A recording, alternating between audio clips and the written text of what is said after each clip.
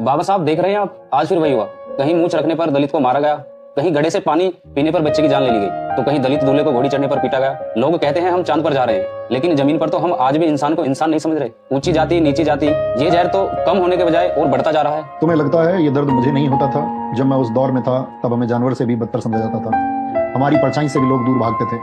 मुझे लगा था कि अगर मैं कानून बना दूंगा, सबको एक बराबर खड़ा कर दूंगा, तो शायद लोगों की मानसिकता बदल जाएगी। लेकिन आज देख रहा हूँ कि मैंने कागज पर कुछ छुआछूत मिटा दिया, लेकिन लोगों के दिमाग से जाति का कचरा अभी तक नहीं निकला है। पर बाबा साहब, लोग तो ये भी कहते हैं कि ये सब आपने सिर्फ अपनी जाति के लिए किया। उन्हें ये समझ ही नहीं आता कि आपने कितनी मुश्किलों से ये सब तैयार किया। उन्हें क्या पता संघर्ष और ज्ञान क्या होता है बेटे। लोगों को लगता है कि मैंने सिर्फ आरक्षण की बात की। उन्हें बताओ कि जब मैं कोलंबिया और लंदन में अपनी रातें काली कर रहा था, तब मैंने द प्रॉब्लम ऑफ रूपी जैसी किताबें लिखी।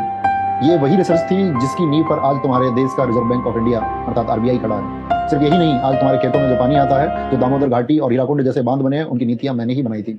मैंने 18 घंटे जाकर पढ़ाई की, अपनी आंखों की रोशनी गवाई, ताकि मैं भारत को दुनिया के सबसे बेहतरीन देशों की कतार में खड़ा कर सकूं। मेरा काम किसी एक जाति के लिए नहीं, पूरे भारत के निर्माण के लिए था। तुम्हारे लिए आराम करने की परिभाषा होगी 1 घंटे रील्स स्क्रॉल कर लूं, कुछ घंटे चैटिंग कर लूं। जानते हो मेरे लिए आराम का मतलब क्या था? एक और नई किताब पढ़ लूं, अपने ज्ञान के दायरे को और बढ़ा लूं। पर आज उसी संविधान को कुछ लोग बदलने की बात करते हैं। उन्हें लगता है कि संविधान हटेगा तो देश मजबूत होगा। मूर्ख हैं वो लोग। वो ऐसा इसलिए कह पाते हैं क्योंकि तुम खामोश हो। संविधान कोई कागज का टुकड़ा नहीं है। संविधान वो लक्ष्मण रेखा है जो तानाशाही को तुम्हारे घर में घुसने से रोकती है। जाकर उन अंधभक्तों और विरोधियों से कहो कि यह संविधान सिर्फ दलित या पिछड़ों की ढाल नहीं है। जिस दिन यह किताब हटी, उस दिन कोई नियम नहीं बचेगा। फिर जिसकी लाठी उसकी भैंस होगी।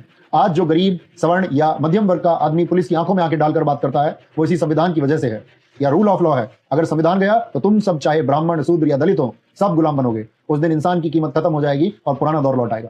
और याद रखना, मैंने तुम्हें वोट की ताकत इसलिए दी थी ताकि रानी के पेट से राजा पैदा होने की परंपरा को लात मार सको। मैंने चाहा था कि अब राजा वो बनेगा जो काबिल होगा। लेकिन अगर तुम गुलाम बनने को तैयार हो तो गलती मेरी नहीं है, तुम्हारी है। बाबा साहेब, हम शर्मिंदा हैं। हम आपके संघर्ष को भुला बैठे। हम जातियों में बटकर एक दूसरे का गला काट रहे हैं, जबकि आपने हमें इंसान बनाने का सपना देखा था। हम विज्ञान छोड़ पाखंड में उलझ गए। शर्मिंदा मत हो बेटे और अपना सिर मत झुकाओ। मुझे कमजोर और रोने वाले लोग पसंद नहीं। मुझे वो युवा चाहिए जिसकी रीढ़ की हड्डी सीधी हो। अगर मुझे सच्ची श्रद्धांजलि देना चाहते हो तो एक वादा करो, जाति का चश्मा उतार कर फेंक दो। अपने पड़ोसी में दलित या ब्राह्मण मत देखो, उसमें एक इंसान और एक भारतीय देखो। और सबसे बड़ी बात, पढ़ो, खूब पढ़ो। इतना पढ़ो कि कोई नेता, कोई धर्मगुरु या कोई चैनल तुम्हें बेवकूफ न बना सके। शिक्षा वो शेरनी का दूध है जो जितना पिएगा वो उतना दहाड़ेगा। मेरी बनी पत्थर की मूर्ति पर माला मत चढ़ाओ, क्योंकि यह मेरी विरासत नहीं है। मेरी विरासत तुम्हारे विचार हैं, उसे मजबूत करो। मैं वादा करता हूँ बाबा साहेब, मैं अब भटकूंगा नहीं। मैं आपकी मेहनत बेकार नहीं जाने दूंगा। मैं शिक्षित बनूंगा, संगठित रहूंगा, खूब पढ़ूंगा और अन्याय के खिलाफ संघर्ष करूंगा।